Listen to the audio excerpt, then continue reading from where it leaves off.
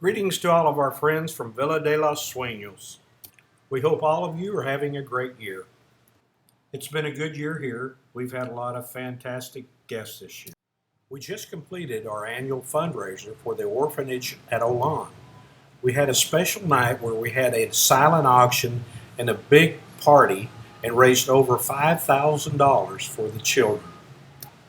With the proceeds of that event, we were able to purchase a new washer and dryer. We're also going to purchase new bedding and towels for the orphanage. That will give us money left over to make sure the kids will have a great Christmas as well as be able to have a little bit left in reserve.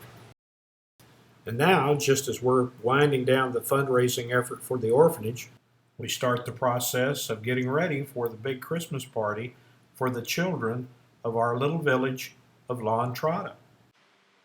These are the two big events that we participate in every year, and every year it seems to be getting larger. There are more and more children in the village, and they've incorporated now the daycare center. So it takes the last 2 months of the year, we pretty much concentrate on raising funds and getting these gifts purchased. Last year, our daughter Amy, who works for Walmart, was able to find a closeout special on backpacks. She ordered over 300 of these backpacks at a cost of around $3 a piece. We sent these bags all over the United States to enable people to put them in their bags and shuttle them down here. Many of our friends and our guests were able to do that for us last year. We were also able to get a lot of presents shuttled down here at the same time. These photos show a lot of the small items that we were able to shuttle down here from the States. The gifts we purchase here locally tend to be more expensive than you can buy in the United States, and their quality is not near as high as what you would buy in the States. Most of them are made in China, so we're going to even have to work harder to try to come up with gifts for the kids. What we did when we got all the backpacks, we had to have a way of organizing, so we found these poles, put them between the chairs, and we started stuffing them a lot of the little items. We recruited a lot of our friends to come in and help us.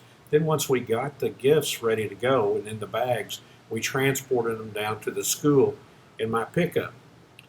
You can see here's the Christmas portion of the festival. Yes, they can still do that in the schools here, and so they put on a little Christmas play. It seems so strange here that the schools can still do this. It's almost, well, it does bring back memories from the United States when I was a kid. And there's a lot of similarities between life here and life in the United States in the 50s and 60s. I would say we had about 130 or 40 kids at the school that day. And then after we went to the main school, that we proceeded on over to the little daycare center. So many of these kids, as a matter of fact, the majority of these kids, if we hadn't done this, would have basically received little, if anything, for Christmas. So when we handed out the gifts, what we did is we did it by grade, starting with the smaller children all the way up to like the sixth grade.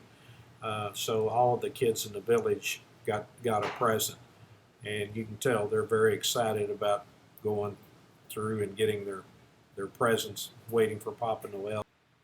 We're very fortunate because every year we normally have a guest or two, or maybe more, that want to help with the Christmas party. This is a picture of Robin in the middle. She and her husband Greg are from Canada, and they've helped us out a great deal. The young lady here in the white hat is a very special person.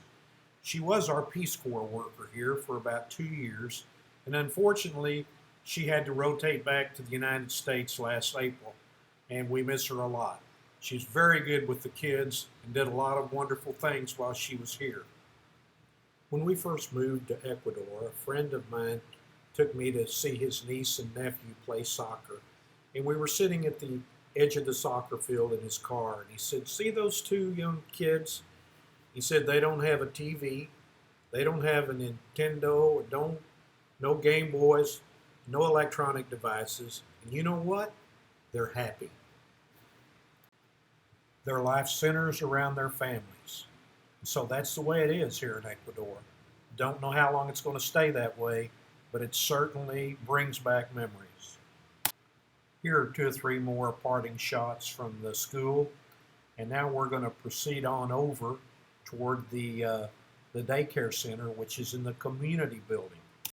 Well, we moved on over to the community building. It's kind of like City Hall would be for a town in the United States. And we're now with the smaller children. Obviously, this little guy doesn't think too much about sitting on Papa Noel's lap, but the majority of the kids were very glad to see him. Virtually all the children you see here have no washer and dryer in their homes. Their parents do all the laundry by hand. As you can see, they're very clean. They take good care of their children. Thank you so much for taking the time to look at our video. If any of you would like to contribute to our Christmas party this year, we'll include some information along with this email so you can donate. Thank you very much, and Merry Christmas, Feliz Navidad.